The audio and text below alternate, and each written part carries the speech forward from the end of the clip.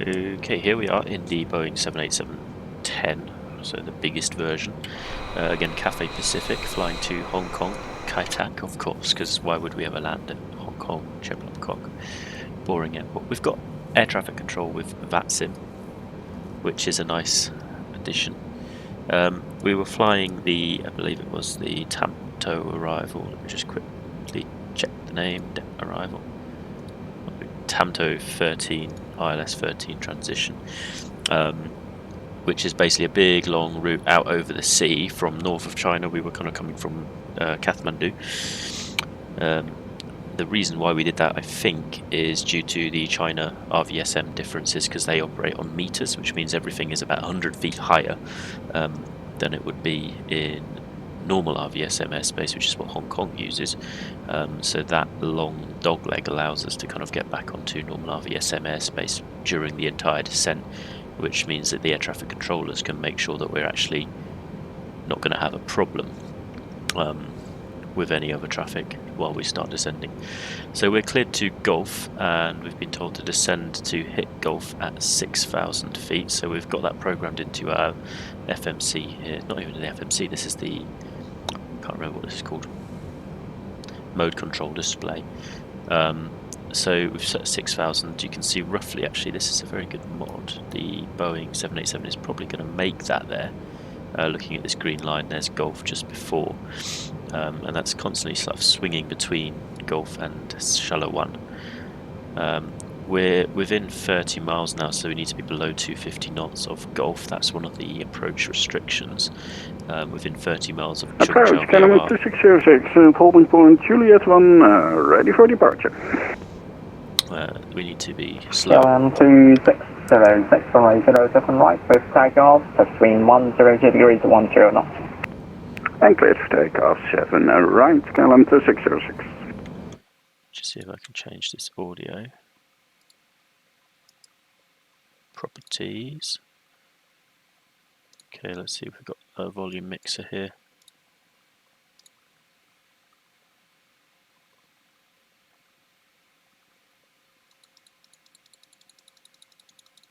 Let's put that on 70%.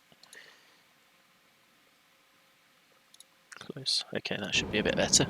So you can actually hear what I'm saying now and not get massively deafened every time the air traffic control comes in. So we need to start slowing down even more. I'm going to bring it into 230, 220, 210 knots actually. 210 knots below 6,000 is what we actually have to aim for. So let's just start descending a little bit quicker, because you can see the descent profile there is slightly getting away from us. So a bit of speed brake. There we go, just to bring it back in. Aiming for that there.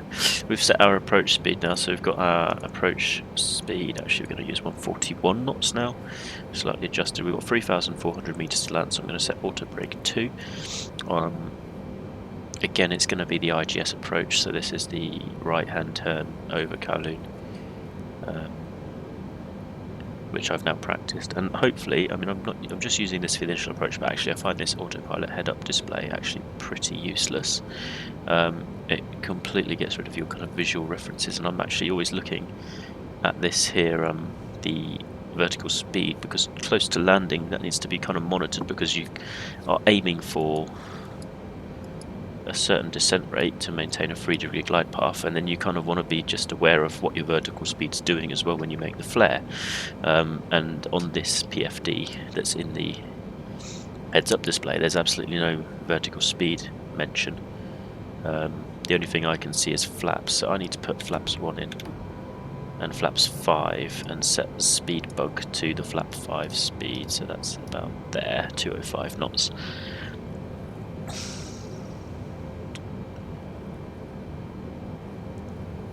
So that's our minimum flap speed for this, minimum speed for this flap level. And what we do next is we would lower flaps 10 and then set flaps 10 in the box there. And that's pretty much what the Boeing 787 friend of A320 Sim Pilot has recommended is the actual procedure during the real life approaches.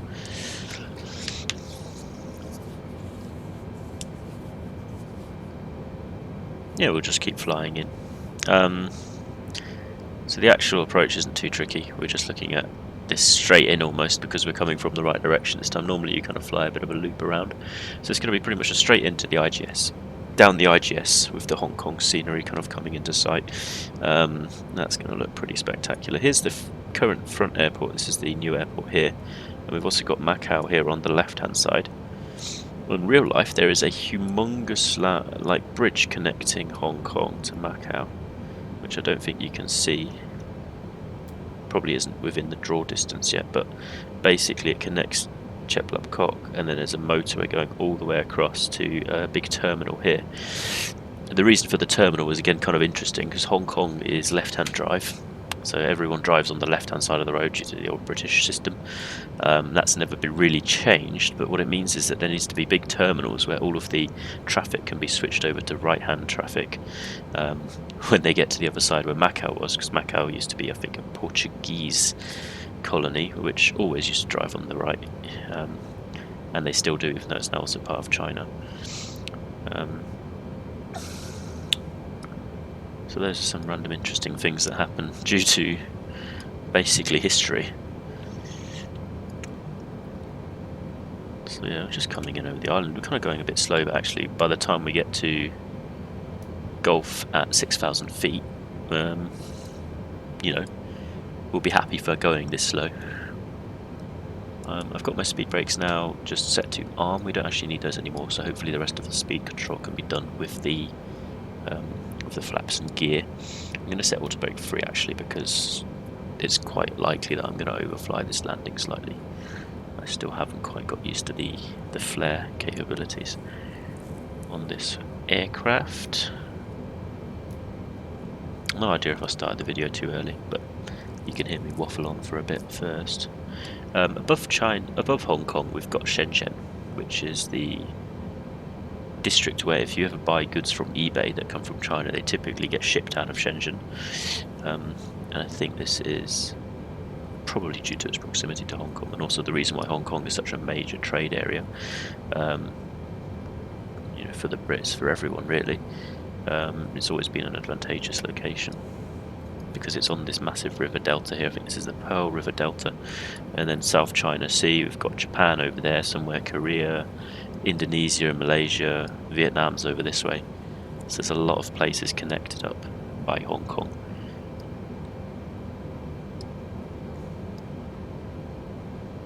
Yeah, we've got 205 knots now, which is good because below 6,000 feet we're looking at 210 knots or less, so this is a perfectly decent approach speed to be having. We are identified. I'm going to put on the landing lights and the seatbelt signs. Taxi lights we don't need. Cabin chime I would do if there was actually a working button. Looks like we've got a dam here. Bit of a dam there. And a reservoir, I'm guessing. Kelly 135 from Golf, you're clear for IGS. Runway 13, report established. Cleared IGS, runway 13 from Golf, report established, Cafe 105. There we go, so we're cleared for the IGS approach, which means we now are cleared for any further descent required to actually make it work. So now we're hitting Golf at pretty much 6,000 feet exactly, which is pretty good descent from this aircraft. I'm going to now dial in 4,500, that's the intercept altitude, so that the aircraft can actually continue to do its descent according to this profile here. Now turn left, we've got VNAV speed again in the window. Right click, left click, right click to activate the descent again, and there we go, the plane's on its descent profile again. I'm now going to set flaps 10 and set the speed bug down to flaps 10 speed, which is 192. I'm also now going to set flaps 15, bit of turbulence there, and the flaps 15 speed 187. I'm going to try and get for 180 knots now. So flaps 17, that brings me down to 182, 181. Let's go flaps 18. 176, that's a pretty reasonable speed for the base leg. So I've got flaps 18, which looks something like this from the outside. there's this massive road bridge you're seeing here, so this actually descends through these little islands into tunnel sections and then comes out again. It's a very impressive bit of engineering actually. We overfly the new airport, which looks a bit rubbish actually with this satellite scenery here.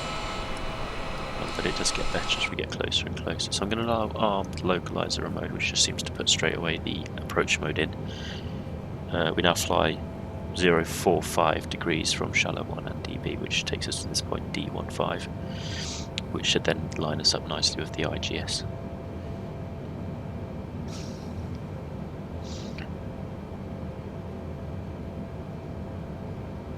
So there's Hong Kong coming into sight ahead of us. We're now waiting for the... Actually, we need to set our altimeter 1010. That's good, we're a little bit low, which is actually better for us than not. 14.7 miles on the IGS, waiting for the intercept point. Localizer intercepted, that's us turning now towards it. And the glide slope's coming now, so we're going to report established in a second.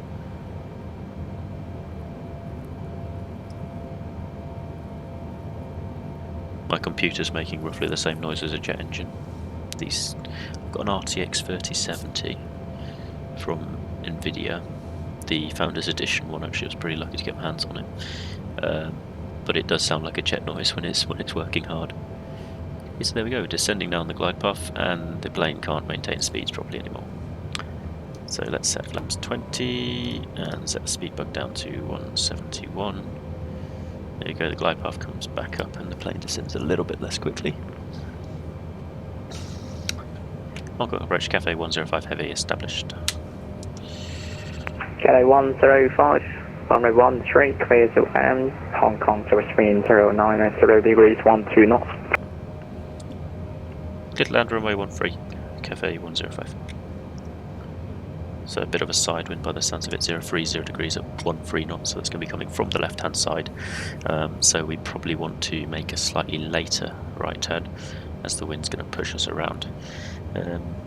But that will all we'll just be keeping an eye on this little wind gauge here on the map, MFD thing there. So we've got 177 knots, we are 10 miles out, so we can keep that speed now, that's still okay. The VNAV speed thing is kind of struggling to control the speed exactly. Let's just have a little look around. There'll be lots of motorways in Hong Kong, loads of bridges connecting all the little bits of land, and obviously skyscrapers everywhere. Although Hong Kong does actually still have a lot of land that it could use, which I saw a bit of a documentary about. There's Disneyland. Is that Disneyland Hong Kong? 25. Look, Disneyland. How nice is that? Well, that's something new I didn't look at before. Hong Kong has a Disneyland. So 8 miles now. I'm going to put the gear down pretty shortly. We still haven't really got a full-on GPWS readout, so when he gets a full 2500 readout, I'm going to do it. Put the gear down there. You can see the plane sort of trying to keep this line here. This is very well zoomed in, so we're a little bit to the left, but actually on the localizer pretty much spot on.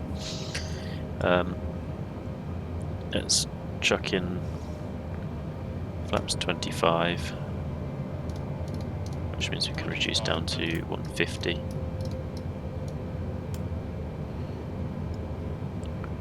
And 30 with 141, so that's going to be 146 approach speed, which is add 5 there. Actually, I'm going to drop the gear now. Flaps full, and the gear is coming down.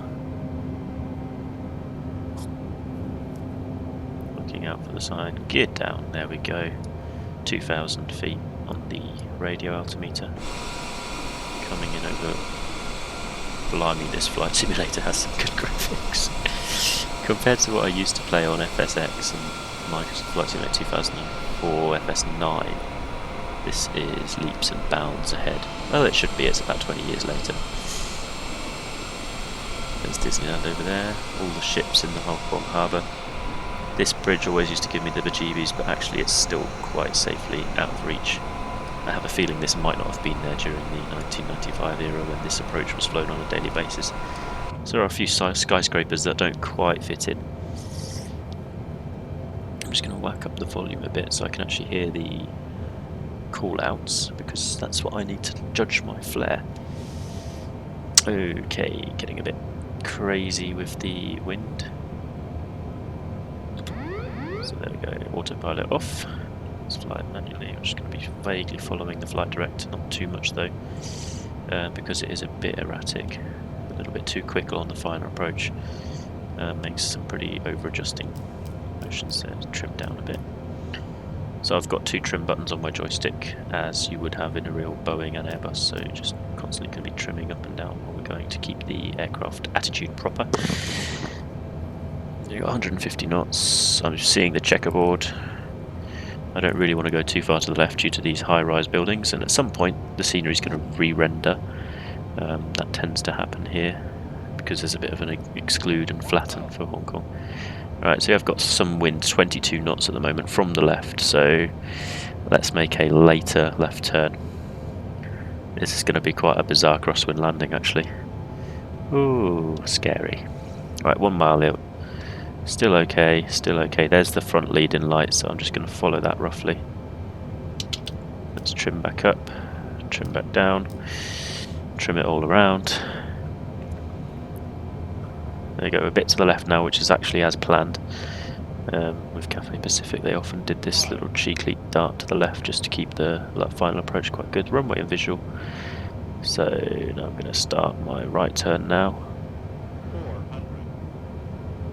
Big bank angle. Trying to keep these light bulbs underneath the nose.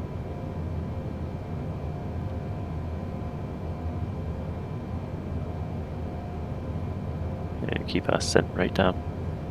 Still coming from the left quite a lot. There we go, so a bit of crosswind. Let's disengage the auto thruster. Crosswind there, fighting it, fighting it.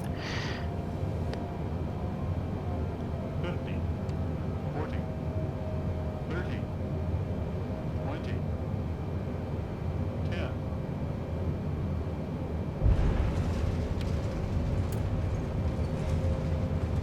Touchdown. Reverse green. 90, 80. Reverse off. Manual braking.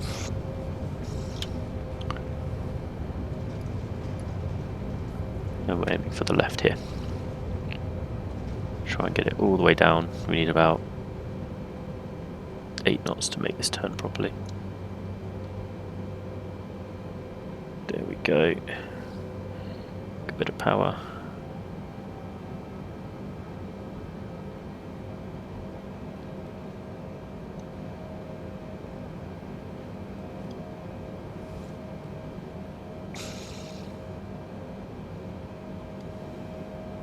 Cathay 135, welcome to Kaipek. Continue left on Alpha and GSS zone choice, and the approach will be cleared shortly. Left on Alpha, standard choice, Cathay 105, thanks. Station, Hong Kong approach, closing, Unicom 129. Right, now the hard part, actually getting this thing to taxi around a corner.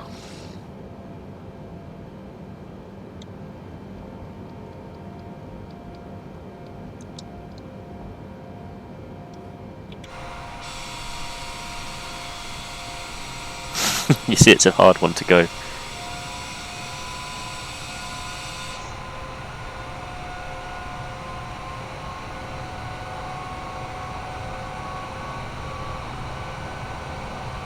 Have I accidentally applied a parking brake? No. We're just stuck.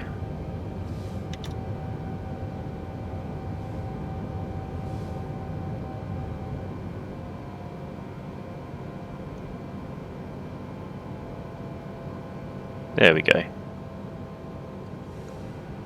Whatever happens, we're just going to pretend that this aircraft is absolutely fine. And we're not actually taxiing on the grass. I don't think we are though. Look at that. Wonderful. Keep it going, there we go. Straighten up. Now, that's probably not realistic. I hope it's not realistic, because that means it's actually incredibly hard to taxi this aircraft properly.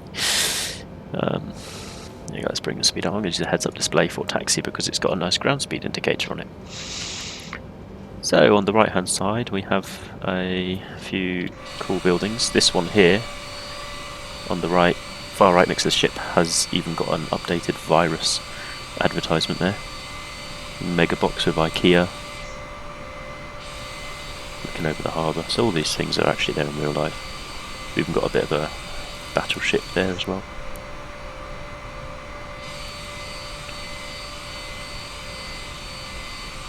Yeah, pretty nice approach. Quite a wild landing, and this thing is harder to taxi than it is to fly. But yeah, seemed to go okay. Hopefully.